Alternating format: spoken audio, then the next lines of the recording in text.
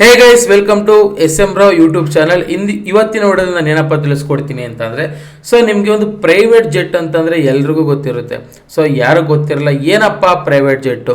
So ಆ ಒಂದು private ಜೆಟ್ನ ನೀವೇನಾದರೂ ತಗೊಳ್ಬೇಕು ಅಂದ್ಕೊಂಡಿದ್ರೆ ಇದೇ ನಿಮಗೆ ಬೆಸ್ಟ್ ವಿಡಿಯೋ ಅಂತಲೇ ಕೂಡ ಹೇಳ್ಬೋದು. ಇವತ್ತಿನ ಒಂದು ವಿಡಿಯೋದಲ್ಲಿ ಪ್ರೈವೇಟ್ ಜೆಟ್ ತಗೊಳ್ತೀನಿ ಅಂದ್ಕೊಂಡಿರೋರು, ತಗೊಳ್ಬೇಕು ಅಂತ ಅಂದ್ಕೊಂಡಿರೋರು ಸೊ ಈ ಒಂದು ವಿಡಿಯೋ ನೋಡಿ.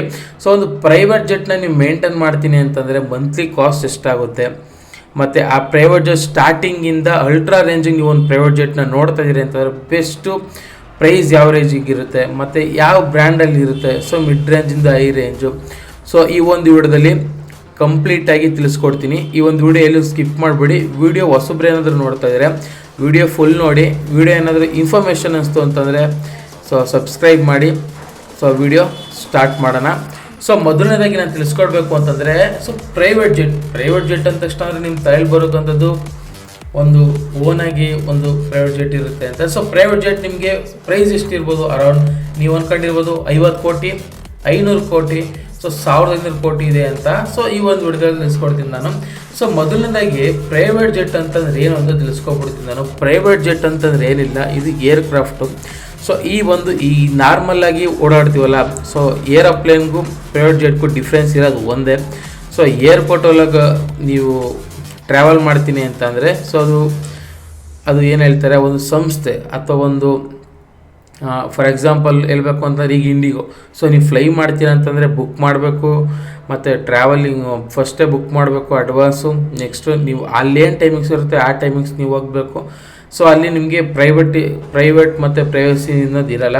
ಸೊ ಪ್ರೈವೇಟ್ ಜೆಟ್ ಅಂತಂದರೆ ಸೊ ಶ್ರೀಮಂತರು, ಸೊ ಅತಿ ಹೆಚ್ಚು ಶ್ರೀಮಂತರು, ಬಿಲಿಯನಿಯರ್ ಸಿನಿಮಾ ಇಂಡಸ್ಟ್ರಿಯಲ್ಲಿ ಇರ್ತಾರೆ, ಲಕ್ಸುರಿ ಲೈಫ್ನ ಲೀಡ್ ಮಾಡುವಂಥವ್ರು, ಮತ್ತು ಹೆವಿ ವರ್ಕು ಮತ್ತು ಜಾಸ್ತಿ ಇರ್ತಕ್ಕಂಥದ್ದು ಯೂಸ್ ಮಾಡಿರ್ತಾರೆ. ಸೊ ಅವರು ಓನಾಗಿ, ಈಗ ನಾವೇನು ಓನಾಗಿ ಬೈಕ್ನ ಬೈ ಮಾಡ್ತೀವೋ ಅದೇ ರೀತಿಯಾಗಿ ಓನಾಗಿ ನಮ್ಮ ಹತ್ರ ಜೆಟ್ ಇತ್ತು ಅಂತ ಅದನ್ನ ಪ್ರೈವೇಟ್ ಜೆಟ್ ಅಂತ ಕರೀತಾರೆ. ಸೊ ನಾವು ಎಲ್ಲಿ ಬೇಕಲ್ಲಿ ತಗೊಂಡು ಓಡಾಡ್ಬೋದು.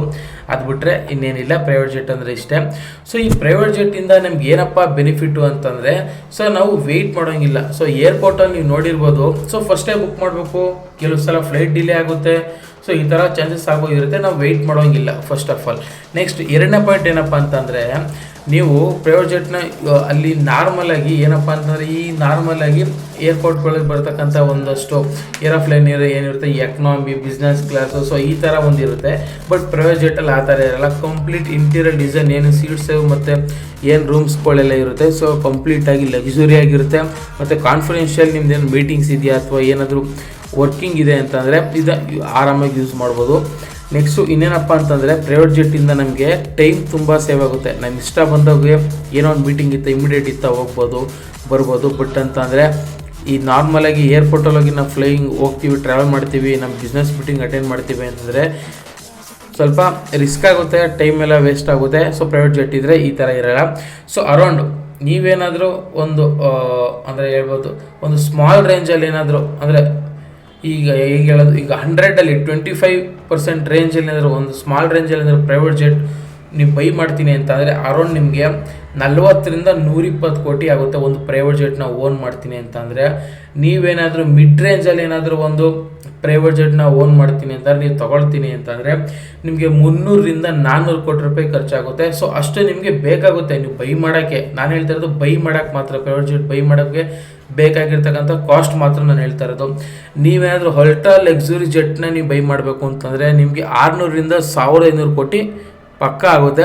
ಸೊ ಇದು ಅಪ್ರಾಕ್ಸಿಮೇಟ್ಲಿ ಕೊಟ್ಟಿರ್ತಕ್ಕಂಥ ಒಂದು ಕೊಟೇಶನ್ ಅಂತ ಕೂಡ ಹೇಳ್ಬೋದು. ಮತ್ತು ಇನ್ನೇನಪ್ಪ ಅಂತಂದರೆ, ಈ ಒಂದು ಪ್ರೈವೇಟ್ ಜೆಟ್ನ ನೀವು ಹೇಳಿರ್ತಕ್ಕಂಥದ್ದು ಅರೌಂಡ್ ಇಷ್ಟ ಆಗ್ಬೋದು ಅಂತ ಜಸ್ಟ್ ನೀವು ಆ ಒಂದು ಜೆಟ್ನ ತಗೊಳ್ಳೋಕ್ಕೋಸ್ಕರ.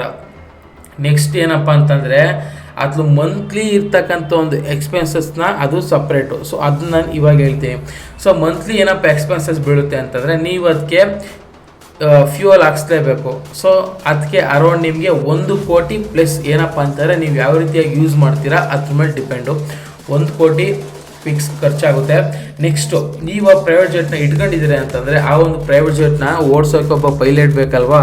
ಸೊ ಆ ಒಂದು ಪೈಲಟ್ನ ಸ್ಯಾಲರಿ ಅರೌಂಡ್ 10ರಿಂದ 15 ಲ್ಯಾಕ್ ರುಪೀಸ್ ಪರ್ ಮಂತ್ 100% ಇರುತ್ತೆ. ಸೊ ಪೈಲಟ್ ಸಂಬಳ ಅಂತಲೇ ಕೂಡ ಹೇಳ್ಬೋದು. ನೆಕ್ಸ್ಟು ಅದ್ರ ಮೇಂಟೆನೆನ್ಸ್ ಕಾಸ್ಟ್. ಈಗ ನಾವು ಗಾಡಿ ತಗೊಂಡ್ರೆ ಸರ್ವಿಸ್ ಮಾಡಿಸ್ತಾ ಇರ್ತೀವ, ಸೊ ಅದೇ ರೀತಿಯಾಗಿ ಅದಕ್ಕೂ ಇರುತ್ತೆ ಮೇಂಟೆನೆನ್ಸ್ ಕಾಸ್ಟ್ ಅಂತ. ಅರೌಂಡ್ ಅದು ನಿಮಗೆ 50 ಲಕ್ಷದಿಂದ 2 ಕೋಟಿ ತನಕನೂ ಆಗ್ಬೋದು. ಸೊ ನಿಮಗೆ ಮೇಂಟೆನೆನ್ಸ್ ಚಾರ್ಜ್ ಅಂತಲೇ ಕೂಡ ಹೇಳ್ಬೋದು.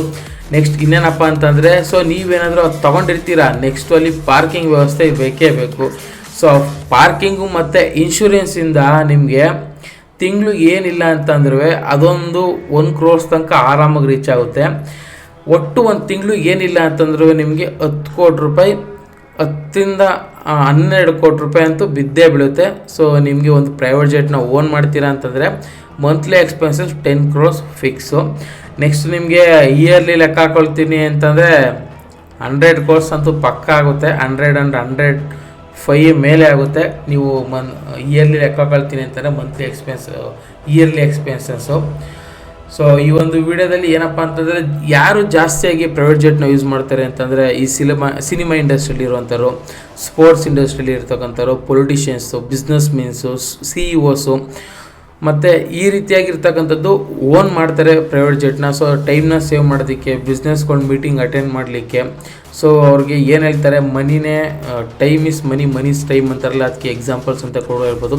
ಸೊ ಅಂಬಾನಿಯವ್ರ ಹತ್ರ ಇರ್ಬೋದು, ಫಾರ್ ಎಕ್ಸಾಂಪಲ್ ಹೇಳ್ತಾ ಇದ್ದಾನೆ, ಅಂಬಾನಿಯವ್ರ ಹತ್ರ ಇರ್ಬೋದು, ಮತ್ತು ಸಚಿನ್ ಸರ್ ಹತ್ರ ಇರ್ಬೋದು, ಅಥವಾ MS ಧೋನಿ ಹತ್ರನೇ ಇರ್ಬೋದು. ಸೊ ಇಲ್ಲಿ ಕನ್ನಡದಲ್ಲಿ ಓದಿದ್ರೆ ಸುದೀಪ್ ಅಂತಲೇ ಇರ್ಬೋದು. ಸೊ ಅಲ್ಲು ಅರ್ಜುನ್ ಸರ್ ಇರ್ಬೋದು, ಯಶ್ ಆಗಿರ್ಬೋದು. ಸೊ ಅವ್ರ ಎಕ್ಸಾಂಪಲ್ ಹೇಳ್ತಾರೆ, ಆ ಥರ ಇದೆಯಲ್ವೋ ಗೊತ್ತಿಲ್ಲ ನನಗೆ. ಸೊ ಈ ರೀತಿಯಾಗಿ ಹೇಳ್ತಾ ಇರ್ತಕ್ಕಂಥದ್ದು. ಸೊ ಇವರು ಓನ್ ಮಾಡಿರ್ತಾರೆ. ಈ ಒಂದು ವಿಡಿಯೋದಲ್ಲಿ ಒಂದೇ ಒಂದು ಸ್ವಲ್ಪ ಇನ್ಫಾರ್ಮೇಷನ್ ತಿಳ್ಕೊಂಡಿದ್ದೀರಾ ಅಂತ ತಿಳ್ಕೊಳ್ತೀನಿ ನಾನು. ಈ ಒಂದು ವಿಡಿಯೋ ಯೂಸ್ಫುಲ್ ಆಗಿರೋ ಲೈಕ್ ಮಾಡಿ, ಶೇರ್ ಮಾಡಿ, ಸಬ್ಸ್ಕ್ರೈಬ್ ಮಾಡಿ. ವಿಡಿಯೋ ಎಲ್ಲಿಗೆ ಎಂಡ್ ಮಾಡ್ತೀನಿ ನಾನು. ನೆಕ್ಸ್ಟ್ ನಿಮಗೆ ಟಾಪ್ 5 ಪ್ರೈವೇಟ್ ಜೆಟ್ಗಳು ಸೊ ಯಾವುದು ಆ ಥರ ಇಂಟ್ರೆಸ್ಟ್ ಇತ್ತು ಅಂದರೆ ಕಮೆಂಟ್ ಮಾಡಿ. ಒಳ್ಳೆ ಎಕ್ಸ್ಪೆನ್ಸಿವ್ ಪ್ರೈವೇಟ್ ಜೆಟ್ ಯಾವ ರೀತಿಯಾಗಿರುತ್ತೆ ಅಂತ ಕಂಪ್ಲೀಟ್ ಡೀಟೇಲ್ ವಿಡಿಯೋ ಮಾಡ್ತೀನಿ. ಸೊ ನೆಕ್ಸ್ಟು ಮುಖೇಶ್ ಅಂಬಾನಿಯವ್ರ ಹತ್ರ ಒಂದು ಪ್ರೈವೇಟ್ ಜೆಟ್ ಇದೆ. ಆ ಪ್ರೈವೇಟ್ ಜೆಟ್ಟು ಯಾವ ರೀತಿಯಾಗಿದೆ, ಏನೇನು ಸ್ಪೆಷಲ್ ಇದೆ ಅಂತ ಅದು ಬೇಕು ಅಂತಂದರೆ ಮುಖೇಶ್ ಅಂತ ಕಮೆಂಟ್ ಮಾಡಿ. ಸೊ ಮತ್ತು ರತನ್ ಟಾಟಾ ಅವರು ಕೂಡ ಪ್ರೈವೇಟ್ ಜೆಟ್ನ ಓನ್ ಮಾಡಿದ್ದಾರೆ. ಸೊ ಅವ್ರದ್ದು ಕೂಡ ಎಕ್ಸ್ಪ್ಲೇನ್ ಮಾಡ್ತೀನಿ ನಾನು ಯಾವ ರೀತಿಯಾಗಿತ್ತು ಅಂತ. ಸೊ ಐ ಹೋಪ್ ಈ ಒಂದು ವಿಡಿಯೋ ನಿಮಗೆಲ್ಲ ಯೂಸ್ಫುಲ್ ಆಗಿರುತ್ತೆ. ಸೊ ತಿಳಿಸ್ಕೊಂಡಿದ್ದೀರ ಅಂತ ತಿಳ್ಕೊಳ್ತೀನಿ.